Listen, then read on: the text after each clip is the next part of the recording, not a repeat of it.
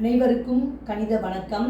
இப்போ பார்க்க போகிற கணக்கு 7ஆம் வகுப்புக்கு உரியது எண்ணியல் முழுக்களின் கழித்தல். அதை பற்றிய கணக்கை எடுத்துக்காட்டு கணக்குகளை பார்க்க போகிறோம்.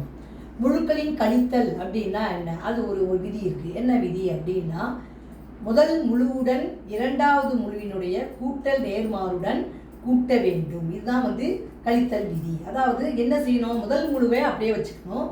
இரண்டாவது முதல் முழுவிலிருந்து இன்னொரு முழுவை கழிக்க சொல்லி கொடுத்துருந்தாங்கன்னா முதல் முழுவை அப்படியே எழுதிக்கிட்டு இரண்டாவது முழுவினுடைய கூட்டல் நேர்மாறு, அதாவது +5 இருந்துச்சுன்னா -5, -5 கொடுக்கப்பட்டிருக்கும் பொழுது அதனுடைய கூட்டல் நேர்மாறு +5 போட்டு என்ன செய்யணும்? கூட்டணும்.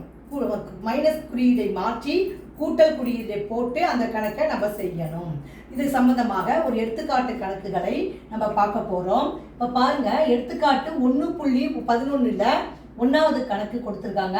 70 இருந்து -40 கழிக்க அப்படின்னு சொல்லி கணக்கு கொடுக்கப்பட்டிருக்கு. என்ன கொடுத்துருக்காங்க? 70 இருந்து -40 கழிக்கவும். இது கணக்கு, கொடுக்கப்பட்ட கணக்கு. இது நம்ம என்ன செய்யணும்? விதி என்ன படிச்சிருக்கோம்? முதல் முழுவை அப்படியே எழுதிக்கிறோம். இரண்டாவது முழுவின் -40 கூட்டல் நேர்மாறு, கூட்டல் நேர்மாறு அதுக்கு என்ன வரும்? -40 அப்படின்னா +40. அப்ப இரண்டாவது முழுவினுடைய கூட்டல் நேர்மாறு +40 எழுதி என்ன செய்யணும்? கூட்ட வேண்டும். விதிபடி இரண்டாவது மாத்திரம், அப்புறம் கூட்ட வேண்டும். இது முழுக்களினுடைய கூட்டல் விதியில மிகை முழு பிளஸ் மிகை முழுல இருக்குது. விதி 1ல இருக்குது.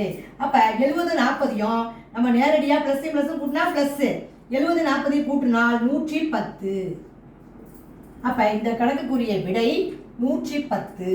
முதல் விதி, கூட்டலுடைய முதல் விதி மிகை முழு பிளஸ் மிகை முழு. ஃபர்ஸ்ட் மாத்திக்கிறோம், மாத்திட்டு கூட்டுறோம். அப்படி பார்க்குறப்ப இதுவும் பிளஸ் இதுவும் பிளஸ். அப்பனா ரெண்டையும் சேர்த்து கூட்டிட்டு அந்த பிளஸ் குறியீடை போடலாம், பிளஸ் குறியீடை போடாமலும் இருக்கலாம். புரிஞ்சுங்களா?